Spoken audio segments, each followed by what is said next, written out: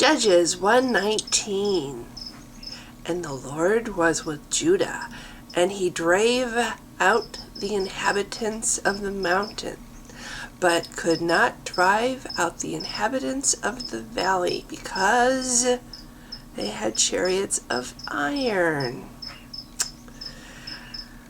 I thought, this is my 500th video, if you count all the fluff videos that I put up about race horses and my animals and a band that I go see and film sometimes. If you count all of it together, you get the big old 500. This is my 500th video.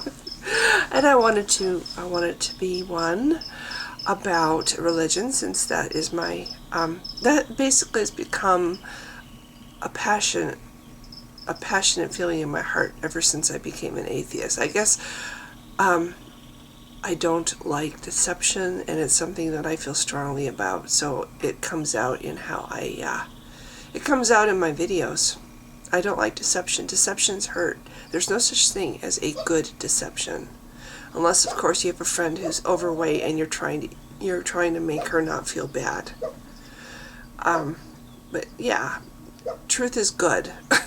Honesty is good. A lie that is actually perpetuated by an organization to the extent that the religions of today are not good. So I thought I'd start out with that little verse because it is one of many things that illustrate the fact that the Christian God and all gods, really, all man-made gods have this one thing in common. They are all made in the image of their Creator. And of course, their Creator, oops, I just messed up my camera here. The Christian God's Creator is humans, obviously, and this is one of those little verses that makes that very apparent. A human being would understand completely why, God couldn't wipe out the guys down in the valley because they had iron chariots. Well, of course, that would be impossible to wipe out. And then in the next breath, they're saying that their God is all-powerful, but he can't smite iron chariots. Many other things in the Bible illustrate the fact that their God is not all-powerful, and in fact operates just like a human being. He makes things and then he regrets making them. He makes human beings and then he regrets making them. He changes his mind. Things like that. These are things that a human would do. A human would do something and then regret it, or make a decision and regret it, or change their mind, or need to test people. God was testing him. Oh, really? God was testing Job. Like, God couldn't know ahead of time what Job would do under those circumstances? Interesting. He's supposed to know the future. He's supposed to know everything. He's supposed to be all-knowing. But he needs to test somebody to see how they're going to behave. Like he doesn't already know how they're going to behave. But he was going to prove to Satan that Job was righteous. He needed to prove it to Satan. He couldn't just he couldn't just hold Satan's hand and look into his eyes and show Satan the future like Alice does in Twilight. Anyway, so that's one of the things. I saw somebody made a comment on Facebook this morning that I loved, and I had to share it, so I thought I would read it. Because it's just worded so well, and I don't know if this is this person's original comment or if this is one that's been passed around the internet, but I'm going to read it. At this very moment, there is untold and record levels of blasphemy and sin happening on the internet and around the world. Muslims bitch, Jews bitch, and Christians bitch about blasphemy and sin. But what about God? God seems to have nothing to say on the matter whatsoever. Hey, theists, why don't you let your gods speak for themselves? If God doesn't have any objections, neither should you. I'm a big boy. I don't need you to stand up for me, to defend me, or to speculate and pretend you know what I desire or dislike. And more importantly, neither does a God. A God doesn't need your worship. It doesn't need your praise. It doesn't need money or sacrifices, and I hope this gets through to you. A God doesn't need you to be or do or say not one damn thing on its behalf. There is literally nothing you can do to help a God at all. You are absolutely and completely useless to a God. Please stop spouting off your own personal opinions disguised as what God wants. You and I both know that you do not know the first thing about what a God wants. And that pretending to would be blasphemy in the highest form. To lie about the will of God is the greatest lie of all. You haven't the foggiest idea whether a God wants you to ever get out of bed in the morning, let alone do anything. It's one thing to lie to yourself. It's quite another to lie to others. To make myself clear, just talking about your God, no matter who your God is, and no matter what you are saying, is blasphemy itself. Sorry. Brilliant, brilliant, brilliant, brilliant. That's just it. Not just Christianity, as far as I know, all the patriarchal religions, but maybe I'm wrong about Judaism. I don't know. I don't really claim to know stuff about other religions.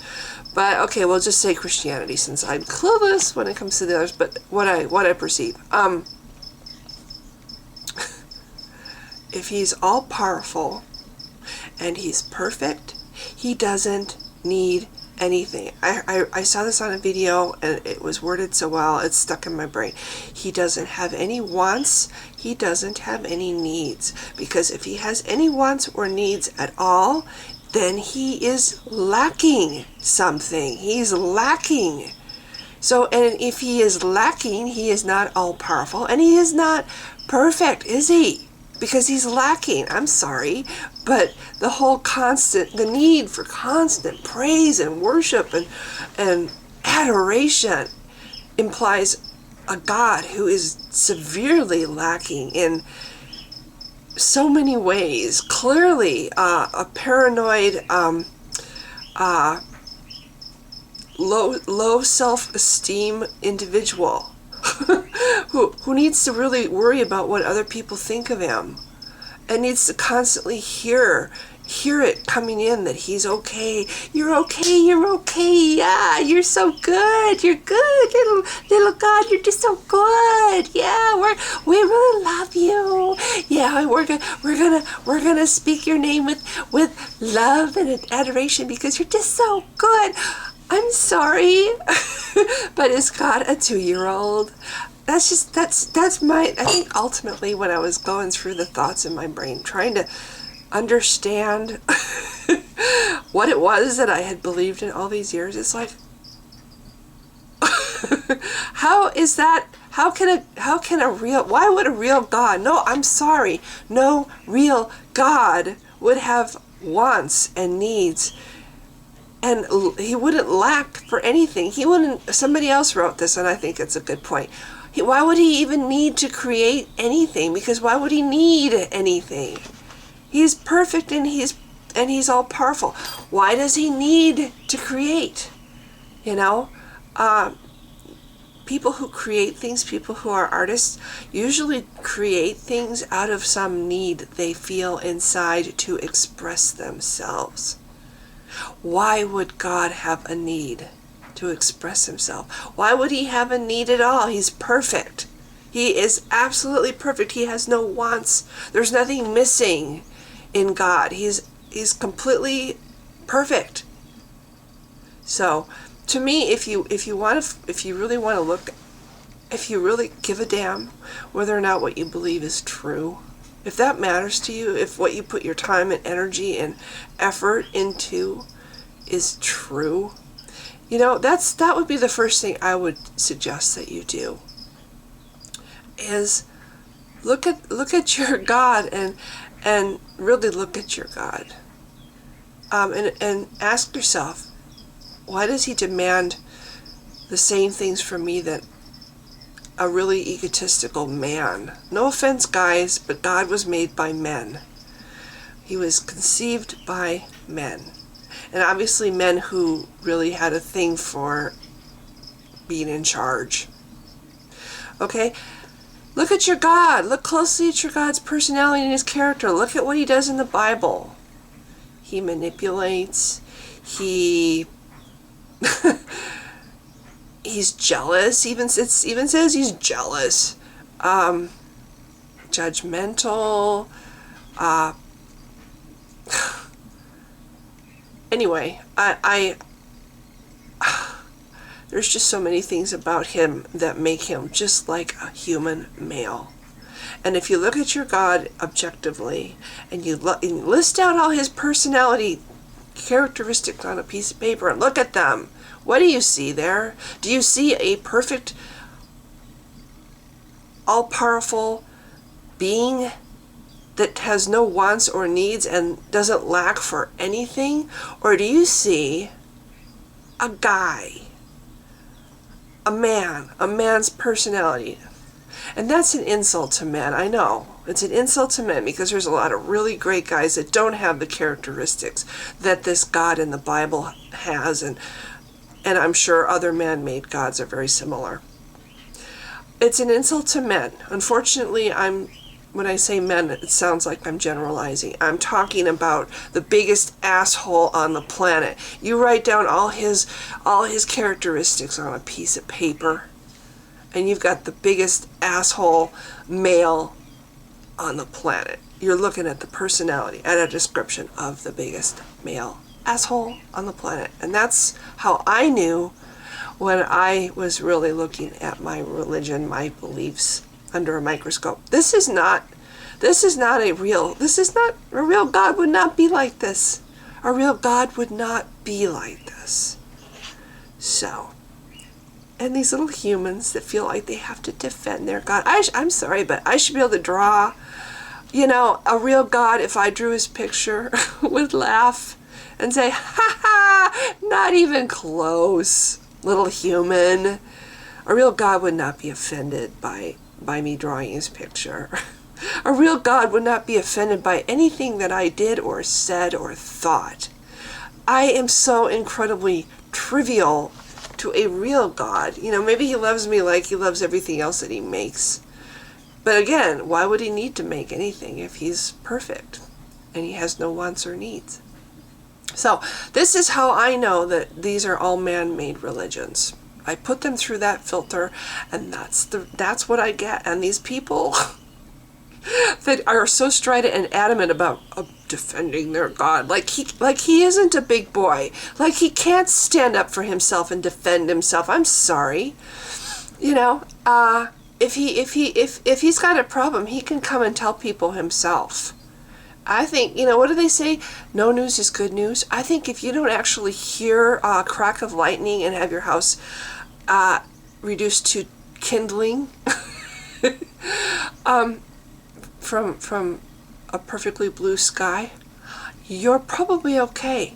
If God doesn't appear in your bedroom and shaking his fist in your face, or perhaps just smiting you with a heart attack where you lay, I think you're okay. I think you're good to go. I think as long as you don't actually hear from the big guy upstairs that you're doing something that he dislikes, you're good to go.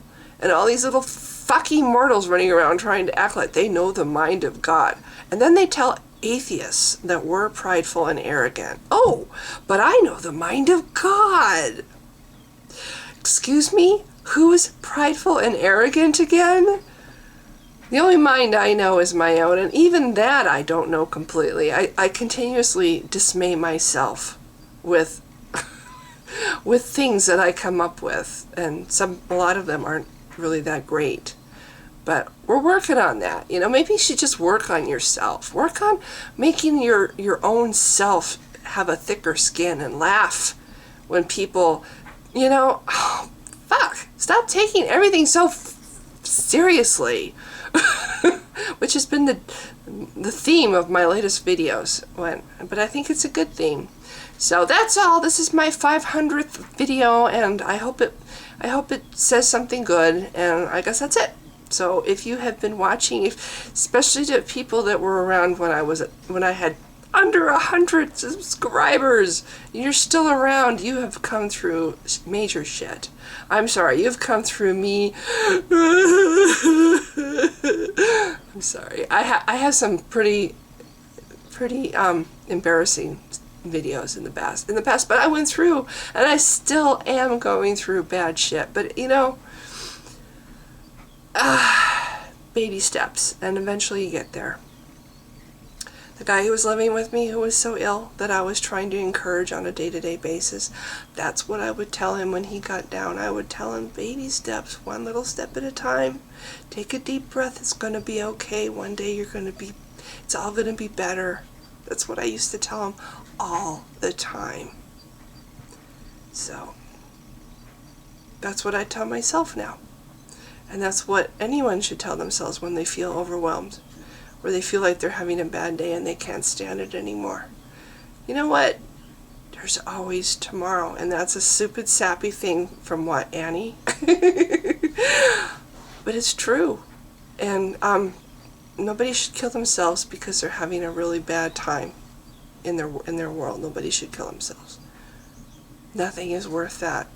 If you hang on tooth and nail, eventually things do come out, and eventually things that you think are really big and important and you can't live without, you realize that maybe they don't deserve you. So okay, I'm gonna end this before it turns into a really fucking long. I'm sorry, I'm saying that word a lot lately. Maybe it's because I'm off my meds. Having personality rearranging going on in my head. Off my meds. I have to who knows. I don't usually swear I don't swear a lot. So sometimes I swear and it's like, why did I say that? So, okay, I'm done with this video. This time I mean it, and I'm going to turn it off now. If you've watched all this time, if you've been with me all this time, through all this shit, thank you so much. Bye.